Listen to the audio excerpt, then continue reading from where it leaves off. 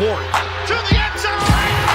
Spectacular. Ward puts some air on it. He's got it. He's out of bounds. It doesn't get any more beautiful Tighten up, Chad. than this throw. Tighten up, Chad. Tighten up. Let's get it, Chad. Tighten up, Chad. Stop playing, Chad. Tighten up, man. Oh, welcome everyone to a very sad edition of MCA Live, Music City Audible podcast recapping Titans Raiders. Titans fall 20-10. I am going solo today. Justin Melo is on a well-deserved vacation, so I'm going to be manning this ship by myself. I'll be interacting with you guys in the chat as much as possible, so let's get some comments coming in there. Don't forget to like this video, subscribe to the channel. We're presented by Sinkers Beverages, the premier wine, spirits, and beer store in East Nashville. Head to Sinkers Beverages now. Get some drinks to drown out the sorrows that comes with watching this Tennessee Titans football team. Where do we want to start? We'll start here. I'm just going to follow the chat today. So let's go with the chat here. I mean, that little intro I put together for this pod was way more exciting than anything that happened in that game. J.C. Latham got cooked today. Yes, J.C. Latham did get cooked today. J.C. Latham was left on an island many times with Max Crosby in his first game back from some sort of hip strain that he re-aggravated in week 1. Yeah, I think that's a really good coaching move to let's put our guy at right tackle, who's going to be a little rusty, up against one of the most elite pass rushers in the league. Let's just leave him out there on an island most of the game and see how he does with that. I'm sure it'll go great, right? It'll go great, right? No, he got cooked over and over again because Max Crosby is elite, and the way you take out an elite pass rusher is not to leave them one-on-one on an island with your tackles. So we talked about this, Melo and I, on the preview show, that you have to put a body against Max Crosby on every snap. And the snaps where the Titans did that, Cam Ward had a little time to throw. Most of the time, they didn't do that. What's up, Nathan? We appreciate you tuning in. I appreciate that you love the podcast. We are too high on Cam Ward. All right, I'll just pair that with this comment from Yannick. I don't doubt Cam Ward will be good, but right now he's just making way too many mistakes. Bro, you look as frustrated as me. Believe me, I'm extremely frustrated. I am extremely frustrated. Let's get back to Cam Ward. So, yeah, Cam Ward didn't play his best game today. In fact, he played a overall fairly bad game. The 2 fumbles cannot happen. The interception, not a good play by Cam Ward. He's got to get the ball out of his hand faster than that, especially just the situational aspect of it. End of the half, you get into field goal range, you just have to throw the ball away. And Cam's out there trying to extend the play, trying to make something happen, pressing a little bit, likely because of the inability of the offense to move the ball before that drive. It's like we've gotten into potential scoring range. We've struggled once we've crossed the 50 all year long. I got to go make a play here. I understand his mindset. He's got to throw the ball away sooner. I think he was trying to throw the ball away when his arm got hit. He's just got to get rid of that one sooner. I've seen a couple of people say Alec Iamaner was breaking open over the middle. I disagree. I watched that all 22 replay where you can see the whole field, and there's a safety lurking right behind Iamaner. And I mean, unless it's like Iamaner coming out of a break with the safety running the opposite way or being caught flat-footed, which was not the case on that play. So I don't think Ward had any options anywhere to go with the ball on the interception. He just needs to get rid of it, needs to get out of his hands and make that decision to give up on the play, take the points, get 3 points before halftime. He needs to make that decision sooner. That will come with time. My biggest takeaway on Cam Ward, and yeah, he made some bad mistakes today. You can't pat the ball out of your own hand at the end of the game. Of course, the game was already lost by that point. It really, that was inconsequential to the final result. But I personally am going to reserve any sweeping, large-scale, big-picture judgments on Cam Ward until he has a competent coaching staff. What is Cam Ward's best game? Well, it was the Arizona game for sure. He led 3 straight scoring drives, even if they had to get lucky for them to happen. That was definitely his best game. 12 minutes would probably be too long today, Graver, especially because I'm by myself, David. I kind of agree with you, so we'll see. Is Ward seeing ghosts? I think a little bit. I think certainly some ghost visions are creeping into his view at this point. I mean, here's where I'm at with the offense. So typically, a team's will look their best on offense on the first 10 to 15 to 20 plays of a game, right? Those are scripted plays. Those are plays that you've worked all week on how you're going to attack the defense based on what you've seen on film, based on what you've seen other teams do. Those plays should be your best plays. In what world is a script for an opening of a game consist of run, run, run, screen, screen? In an offense where you're trying to get your young quarterback into a rhythm, you're going to open the game with run, run, run, failed screen, failed screen. You haven't successfully run a screen more than one time this entire season, and that's how you're going to open the game? How about you space out the formation, quit with the condensed crap, let Ward see the whole field, run some little spacing spot routes that attack a zone coverage. You put a zone beater on one side, you put a man beater on the other side. Cam Ward has to recognize if he's facing zone or man and turn to the side of the field that will beat that coverage and make a quick decision and get the ball out and let him get in a rhythm. His first drop back in this game was a 3rd and 10. And credit to him for hitting Calvin Ridley on a dime with Ridley on a crossing route over the middle for a big gain. Credit to Cam Ward. That's his first drop back. 3rd and 10. What is the coaching staff doing? I mean, I can't get over this. Brian Callahan said this team turned a corner. He said that. He said he believed they turned a corner. They didn't turn a corner. They didn't turn anything. This is exactly what we've seen, not just this season, but dating all the way back to last season. It's the same team. They haven't gotten any better anywhere. I mean, a few guys maybe have shown improvement, but not guys that Brian Callahan is coaching, except for maybe Peter Skoronski, who his dad is really coaching. Peter Skoronski is great. He's maybe the best player. Well, Jeffrey Simmons is also great. Those two guys are incredible. Cedric Gray was a player I was really thinking of just then when I said some guys have shown improvement. I'm going to get back to the chat here. Restrepo is better than Amy Adams-Strunk is better than Tyler Lockett. You think you're saying Amy Adams-Strunk would be a better slot receiver than Tyler Lockett. Yeah, I don't know why Tyler Lockett continues to play. I mean, a significant amount of snaps. They're calling designed screens in the fourth quarter for Tyler Lockett? Tyler Lockett? Tyler Lockett is best known for catching the ball and hitting the ground as soon as he catches it. This is not a yak guy. This is the guy you're drawing up screens for? Oh, who are we going to have block for him on that play? Probably like a big-bodied, physical guy. Chim Dike? Chim Dike and Tyler Lockett, first of all, they don't even need to be on the field together. That should be your slot receiver. Chim Dike is the one you have assigned to block for Tyler Lockett? I mean, these guys are being set up to fail. They're being set up to fail by the coaching staff. That's where I'm at with this team. I'm not going to judge any of these players. How can you judge them when they're in such a horrible situation, when the environment is so bad? Absolutely, Ben. They need to fire Callahan ASAP. ASAP. They need to. Justin and I talked all week about whether or not the Cardinals win would buy Callahan more time because there's been, is it a theory? Is it a belief? Some sort of, belief that amongst Titans fans that after the New England Patriots come to town, coached by Mike Vrabel, and beat the crap out of the Titans next week, that game is next week now, that would be the final nail in Callahan's coffin, and he would be dismissed after that game. And then we talked all week about if a win over the Cardinals pushes that out of the realm of possibility. Like, is this team turning a corner? No. I think that is firmly in play still. I wouldn't be absolutely shocked if he got fired before then, although I'd be mildly surprised. I think that last week's win did buy him at least another week. But it's just crazy to me that this team starts every game, it feels like the same way. This team hasn't scored a opening drive touchdown. Back to my comments on scripted plays. Even last year, they were pretty good on opening drives before they would fall apart and get blown out of games. This year, they can't even score on opening drives. The scripted play series is maybe their worst series. I mean, it's ridiculous. Cam Ward and Brian Callahan both spoke this week about how good the offense operates in the no huddle, in the hurry up situation. And Zach Lyons tweeted this. With like 7 minutes to go in the fourth quarter, the Titans had run 3 total plays out of no huddle. They finally go to the no huddle. Under 6 minutes to play, you're down 20-3. The game's over. You just score 3 times in 6 minutes, the game is over. Now you break out the no huddle. And whoa! You drive all the way down the field and score a touchdown. Cam Ward looks way more comfortable. Whoa, mind-boggling. I'm blown away. Who could have seen that coming?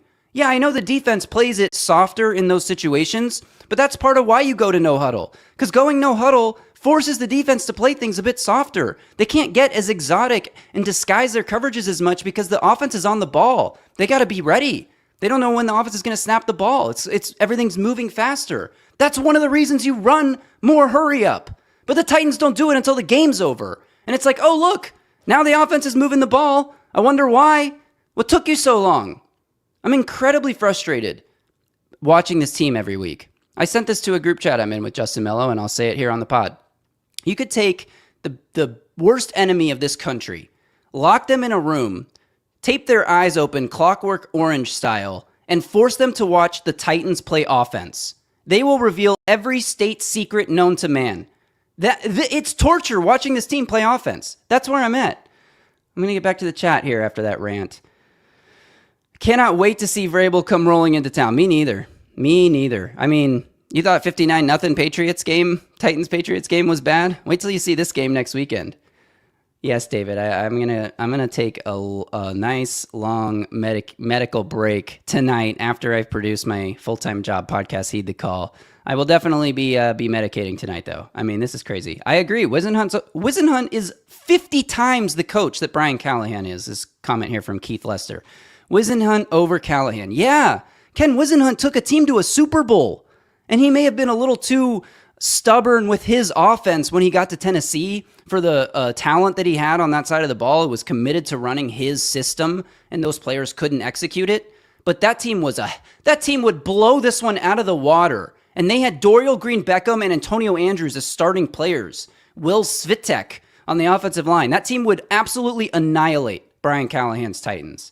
Good for you, KC Jones, medicating now. I wish I could join you. Still have too much actual work to do today. Working on Sundays, man. I mean, I'm blessed. I get to cover football for a living. I can't complain about that. I get paid to listen to people talk about football and produce it.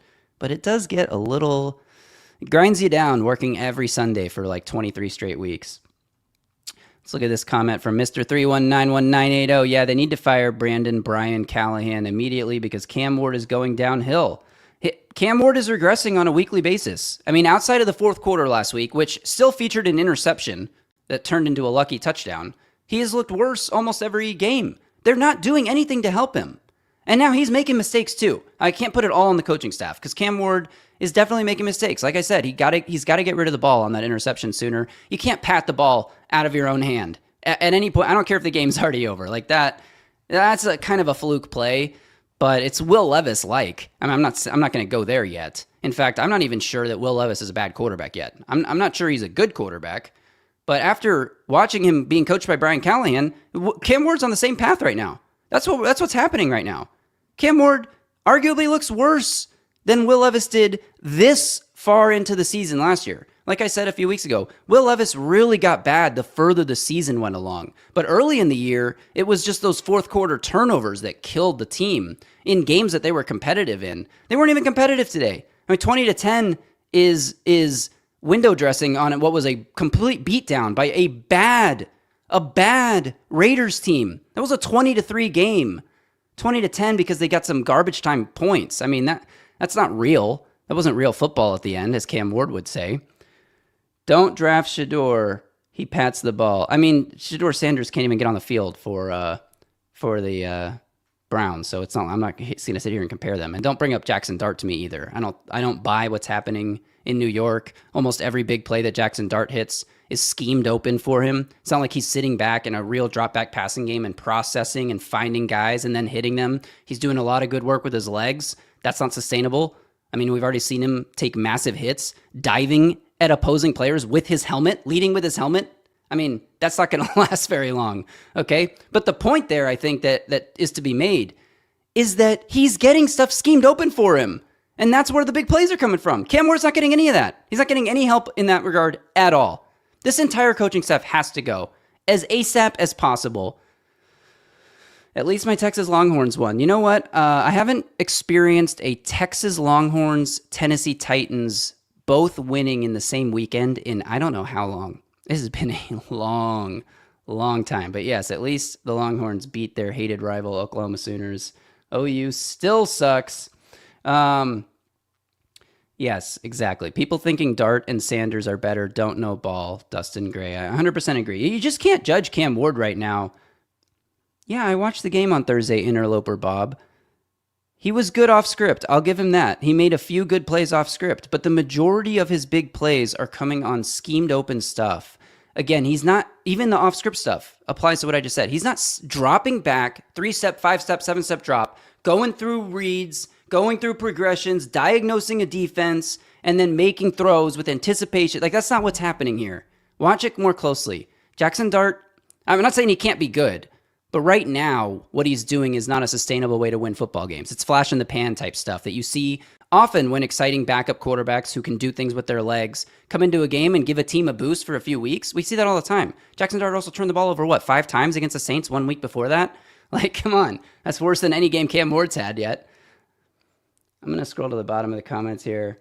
Cam stinks too. Look, I'm not going to say Cam doesn't stink right now. What I'm going to say is, until he has a competent coaching staff around him, I'm not judging his stinkiness as, I'm not like, that's not a sweeping proclamation, definitive evaluation of who Cam Ward is and will always be.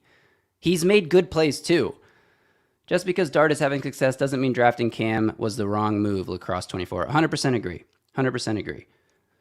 We have to run bootlegs. Oh, thank you, KT. This is a great comment. We have to run bootlegs. Mahomes would not have looked good trying to be Alex Smith. 100%. The Titans have run this little play-action bootleg thing with the wide receiver running the crossing route 3 times in 6 games. All 3 of them have gone for 20-yard completions. They probably have 70 yards on those 3 plays in 6 games. It's like your best play by far. Jonathan Vilma, who is a terrible broadcaster, actually made that as a great point. Talking about Van Jefferson, I mean, Calvin Ridley goes out of this game in the first quarter, played 6 snaps before he pulls his hamstring.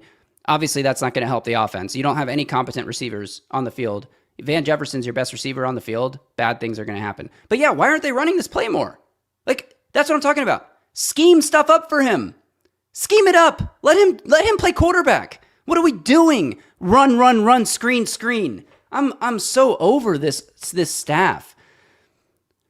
I think Denard Wilson got a lot of overrated. I don't know if Denard's good or bad, because it's really hard to play defense when you have no faith that your offense can put points on the board. And that's the situation the Titans have been in. I'm not going to say the entire Brian Callahan tenure, because it probably took them a few weeks last year to come to that realization that the offense wasn't going to have their back. But at the same time, it does seem like the Titans get beat by sort of the same concepts almost every week. And they got after Geno pretty good today. I mean, Geno's not been playing well this season. He threw a horrible pick in this game. The Titans should have had a touchdown, maybe, on defense. Cody Barton, I don't know. That one can go either way. It just never goes the Titans' way. That's all I know. That's the only way I know how to evaluate that play. Let's not forget the Raiders are a 1-win team. Yes, this is what I wanted to bring up as well. The Raiders are a bad football team. You have to be really, really bad yourself to get dog-walked by the Las Vegas Raiders, the 2025 Raiders. I mean, the Raiders just lost a game 40-6, okay? This is bad. Last week was an absolute fluke, outlier. The Cardinals imploded, and that's the only reason the Titans have a win right now. I do think if we want to be a little more positive here, I got to wrap this up now. I've been going almost 20 minutes. Jeffrey Simmons is a beast. He gets another sack in this game. He's playing at an all-pro level. He is awesome. I do not think the Titans should trade Jeffrey Simmons. I know a lot of people think this is a lost season. Get him I would, for him, I'd be happy for him as a human person to be able to go to a winning organization that could take advantage of his talents. That's something that I would, support for him. But as a Titans fan, for the betterment of the team, I don't think trading Simmons is the right move. You want to trade veteran guys that you can replace their production just to, even if it's not quite to that level, you could just about find a replacement level option for them in the offseason. You don't want to trade your best player, because you are not going to find somebody that replaces his production. You're not going to find a group of players that replace his production. So I am very anti-trading Jeffrey Simmons. I think there are certainly players on this team they should try to trade. And if somebody's actually calling about Arden Key, as Adam Schefter reported this week, although if you look closely at that article that Adam Schefter put out with all those potential trade candidates, it was really just a long list of veterans who are on expiring contracts. So I'm questioning if that was actually a report, although there was a separate report that the Titans have received some calls. That wasn't connected to Arden Key, so I don't know if it was calls about Arden Key specifically, but there are reports that the Chargers are looking for a running back after Omarion Hampton got hurt. If they call about Tony Pollard, whatever they're offering, take it. Trade those guys. Do not trade Jeffrey Simmons. It's absolutely, Alex, it's absolutely time to fire Brian Callahan. The Titans are embarrassing. They embarrassed themselves again. I don't think Amy will fire him tomorrow, though. I really think Amy is worried about looking trigger happy. I mean, it's a little late to be worried about that because the Titans already look trigger happy, but I don't think it's going to happen tomorrow. I think there's a very real chance that when Mike Vrabel comes in here and destroys this team, I do think that will happen. Stop running the ball all the time, pass more. I agree with this on some level, Ben. I think it's about the time and the place. Stop running the ball on 2nd and 10 after an incompletion. It's the most predictable play in the NFL. They get stuffed almost every time. You force Cam into a 3rd and long situation, the most difficult situation that he could be facing as a rookie quarterback. That's when you need to stop running. Pass the ball more, I agree, on 1st down. I don't think, I'd have to go back and look at this more specifically, more closely. I'm guessing. I don't think the Titans' first play of the game in any of their 6 games has been a pass. I think all 6 first offensive plays this year have been handoffs. And I don't think any of them have gone for more than 2 yards, or maybe did today's go for 3 yards? They haven't been super successful running the ball on 1st down, and they continue to do it. What they really need to do is pass when the defense is expecting you to run and run when the defense is expecting you to pass. It's like the most classic Hal Mummy air raid offense. The way you beat a defense isn't just by, we're going to do what we do. It's you attack what the defense is not expecting you to do and what they're bad at defending. And it feels like the Titans have never game planned for any opponent under Brian Callahan. The most game planning they ever did was Cam Ward watching Seahawks-Cardinals film and seeing Elijah Arroyo catch that wheel route type of play and then putting it in for Gunnar Helm this week. That's Cam Ward, though. Okay? That's not the offensive staff is not putting any of their guys in a position to succeed. I do agree with this comment from Steven. Tajay looked like he had some juice today. Do we start to see more of a shift towards him? Yeah, Jonathan Vilma, again, bewildered in the booth that Tajay Spears was getting some run in this game because Tony Pollard has taken a huge percentage of the team's carries. I think going into this week, he led the NFL in team rushing share, percentage of a team's rush attempts. Yeah, Tajay Spears has been out for 4 games, Jonathan Vilma, you idiot. Of course, Tony Pollard has a huge workload. I do think we will see more balance in this regard. It's something Callahan talked about coming into the season. Yes, Midnight Tornado. Sorry, I just got lost in the middle of that thought. But yes, I do think we'll see more Tajay going forward. He can be a playmaker. And he looked really good today. I mean, his ability to just wiggle out of tackles and pick up, even if it's just 2 or 3 extra yards, is really special. And they need to get him the ball more and hope that he stays healthy. Midnight Tornado. Shouldn't we have double-teamed Crosby the entire time? Yes. Maybe if you missed the beginning of this stream, that was the first thing I talked about. Yes. He should be getting chipped or doubled every single snap that you're passing the ball. Every single one. He's the only guy on their defensive line that's going to give you a problem. Devin White had a huge strip sack in this game. He's a linebacker. Okay? That's on somebody. He came up, I think he came up the A gap. Maybe it was the B gap. It was over right guard. He came up and nobody blocked him. I really don't think that's on Cam Ward. It might be. It might have been his failure to diagnose the pressure that was coming and call the right protection. But I think that's more likely one of Cushenberry or Zeitler messed up. And there was a later sack in the game where it looked like Zeitler got beat. And as soon as Cam's on the ground, he's being helped up, Zeitler turns to Cushenberry with his palms up like, what are you doing, man? Like it was clear there was a huge miscommunication on the offensive line. Miscommunications on the offensive line in weeks 1, 2, 3, 4. Okay, you're working out the kinks. It's week 6 now. It's mid-October. You got to be done with those. All right, guys, I really got to get out of here. I appreciate everyone tuning in. Make sure you subscribe to the channel. Stay after the stream and leave a comment below. It really helps us. Like this video. I appreciate you guys for tuning in the midst of what is an absolutely terrible, miserable season for Titans fans. I don't think it's going to get any better anytime soon. But every loss does 2 things. It takes the Titans one step closer to firing Brian Callahan and one step closer to a high draft pick where they might be able to draft a true difference maker at the edge position. There's a couple of guys getting a lot of buzz right now. Obviously, Ruben Bain is the talk of, the main one, but there are other guys too. Ohio State has a really good edge rusher as well that is reminding people of Micah Parsons. So that takes you one step closer to that. as well. The Titans are ass. They really are ass. Dylan Nichols said it best. Or Cam Ward said it best, but Dylan Nichols quoting them. Everyone head to Sinkers Beverages. Great call, David. Sometimes you need a drink after a game like that, and Sinkers Beverages will have everything that you could want. All right, guys, that'll do it. Oh, that's a good point, Ben. Before I get out of here, Femi, before getting injured in this game, which is very unfortunate, an injured calf was ruled out of this game. He had his best game of the season, by far. By far, multiple tackles for loss, got a QB hit in there, was getting after Geno Smith a little bit, blew up a backup tight end on a run play for a huge tackle for loss. Maybe it's starting to come along for Femi. We've been hard on him. I mean, we haven't been hard on him, but my expectations were low. But he hasn't done anything this year, but I also didn't expect him to do a lot, given the position switch and everything. But yeah, he did look good today. I guess the last thing I'll say, it's a requirement. It's a league requirement. People don't know this. I'm breaking news right here. It's a league requirement for the Titans to have at least one illegal formation penalty and at least one neutral zone infraction in every game. That's just a requirement, so get used to it. It's going to happen every week. Continues to happen. Every game this season it's happened. It's going to continue to happen because that's who the Titans are under Brian Callahan. They're undisciplined. They don't know they're not on the details. That's the biggest thing to me about this team. You know why none of the screens ever work? Because these guys are not on their details. You know why Jihad Ward lines up in the neutral zone 5 times a game? Because these guys are not on the details. Details matter more than anything in the NFL. They call it a game of inches for a reason. Details really matter.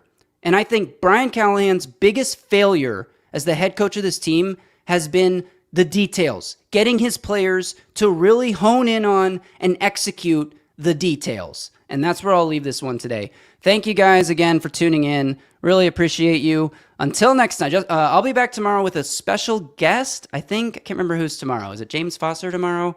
Yeah, James Foster will be joining me for tomorrow's podcast. Appreciate you guys all tuning in. Instant reaction here. Everything I said, disregard it. These are all hot takes. Some of it I might still continue to believe tomorrow. Others I will have changed my mind on by tomorrow. But I appreciate all of you coming in here for this little therapy session. Solo pod. We miss Justin Melo. Everyone go on Twitter and wish Justin Melo a happy vacation at JustinM_NFL. Follow me there at Titans Film Room. Until next time, until tomorrow, y'all stay safe out there and tighten up.